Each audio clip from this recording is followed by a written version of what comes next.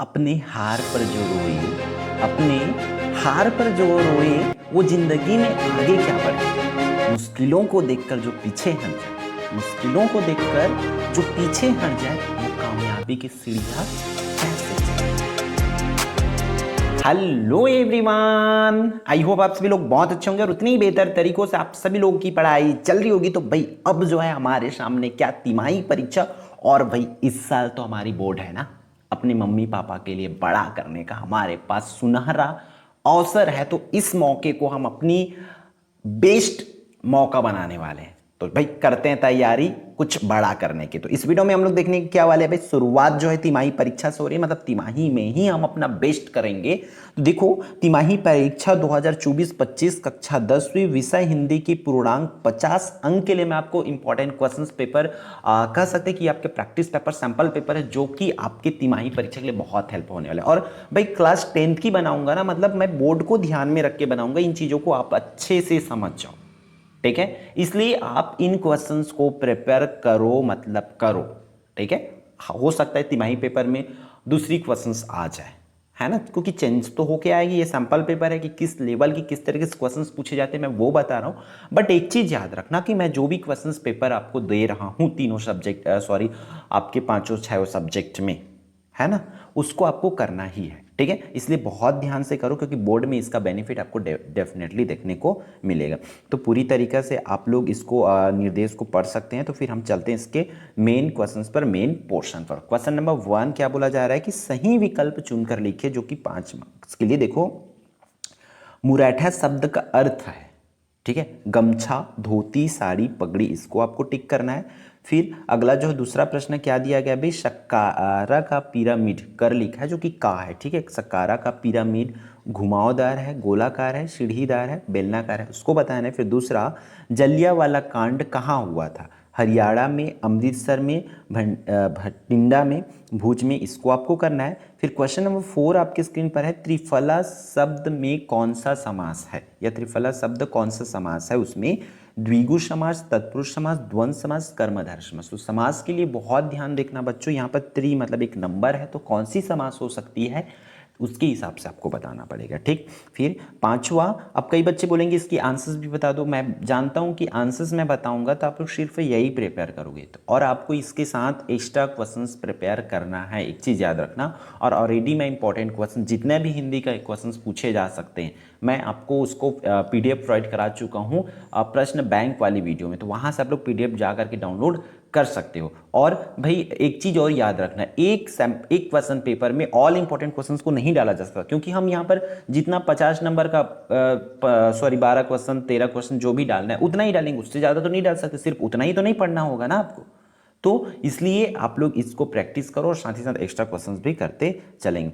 ठिठुरता हुआ गणतंत्र किसकी कृति है, रामधारी सिंह दिनकर, केदारनाथ अग्रवाल, हरिशंकर परसाई जी, सुभद्रा कुमारी चौहान, इसको आपको टिक करना है। उसी तरीके से आपका रिक्त स्थान भी दिए जाएंगे, जिसमें नर्मदा का उद्गम स्थान खाली स्थान है, कोलार की खान खालिस्तान राज्य में स्थित है, मजदूरों के कंधों पर खालिस्तान का भार होता है, और लेखक खालिस्तान से भरना चाहते हैं, महादेवी वर्मा का जन्म स्थान खालिस्तान में होता है। ये बेसिक क्वेश्चंस है, जाहिर सी बात है आपको इसके रिलेटेड और भी क्वेश्चंस आपको चैप्टर नंबर, आप ईमानदारी के साथ 10 तक का कर रहे हो ना, आपका काम खत्म। आप बोर्ड के लिए 10 चैप्टर आपकी प्रिपेयर हो जाएगी, बस कितना कर सकते हो खुद के लिए ईमानदारी के साथ मेहनत करो और पेपर में जाओ और देखो कि कितने नंबर तक आप ला सकते हो अपनी मेहनत से, ये चीज़ें करके देखो, ठीक।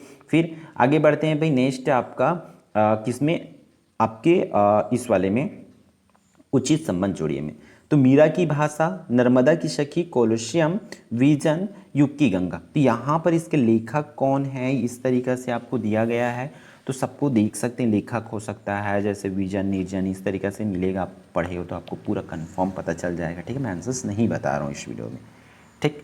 तो ये आज इस तरीके से आपको सही विकल्प दिए जाएंगे, तो आप लेवल समझ सकते हो कि इस लेवल के क्वेश्चंस पूछे जाने वाले हैं ना।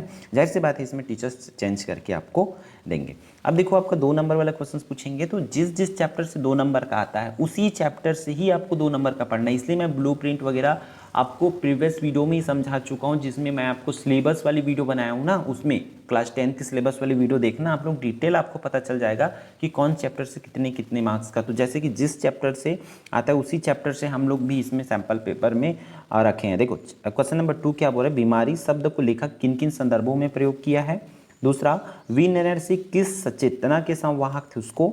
फिर सी कुमार किसान से मजदूर कैसे बन गया। पांचवा, देखो मजदूर का पारिवारिक जीवन का हाल कैसा था पाठ के आधार पर बताना है, या कैसा होता है उसको पाठ के आधार पर बताना है। तो इस तरीके से छोटे छोटे क्वेश्चंस आपको 2 नंबर के लिए पूछे जाएंगे। फिर 3 नंबर वाले भी क्वेश्चन आएगा जिस जिस चैप्टर से आता है। तो देखो यहाँ पर कौशल में आयोजित होने वाले उत्सव के परंपरागत नियम क्या थे उसको करना है। फिर साहित्य को टके कमाने का साधन कभी नहीं बनाना चाहिए, ये कहने के पीछे क्या विचार है उसको लिखना है। फिर यहाँ पर देखो बच्चों आप लोगों को भावार्थ लिखने भी बोले जाएंगे। क्लास 10 में भावार्थ तो आता ही है जो कि 4 मार्क्स में आता है, बट यहाँ पर तिमाही परीक्षा के हिसाब से 1 मार्क्स कम करके 3 मार्क्स में दिया गया। तो इन चीज़ों को आप समझेंगे, ठीक है जी। आप 4 मार्क्स के लिए मान के चलो इसको 4 मार्क्स में आपको तिमाही पेपर में दे सकते हैं। तो भावार्थ हर एक चैप्टर्स की आप लोगों का, ठीक है, कम से कम 8 चैप्टर तो करके रखो मेरे हिसाब से, मिनिमम 8 चैप्टर। ये आपके स्कूल में हो सकता है कम या ज़्यादा पढ़ाए होंगे तो आप उसके हिसाब से कर सकते हो। और एक चीज़ जरूर रखना कि जो भी टेस्ट वगैरह लिए हैं आपके स्कूल में उन टेस्ट को ज़रूर प्रिपेयर करके जाओ, कलेक्ट करके जाओ, ठीक है। क्योंकि टीचर जानते हैं आपको कि किसको बच्चे कर सकते हैं, किसको वो क्लास में पढ़ाएं, उसके हिसाब से देंगे कि स्कूल लेवल के एग्जाम्स हैं, ठीक है। फिर जीवन की झरना कविता में मानव को मृत हो जाना क्यों और कब बताया गया है, इसको 4 मार्क्स के लिए करना है। उसी तरीके से देखो आपका नगर निगम के अध्यक्ष के पास एक शिकायती पत्र लिखना है जिसमें मोहल्ले की सफाई न होने के संबंध में शिकायत की गई हो। फिर एक आपका आता है भाई पत्र में आता है, तो आप राहुल पवार है, आप अपने छोटे भाई अविनाश को कुछ संगति की हानियां बताते हुए पत्र लिखना है कि हाँ भाई दोस्ती इस तरीके से इस लोगों से करना है करके। फिर आपको देखो अपठित गद्यांश दिया है, तो अपठित गद्यांश भी दिया जा सकता है, मतलब दिया है, ठीक है।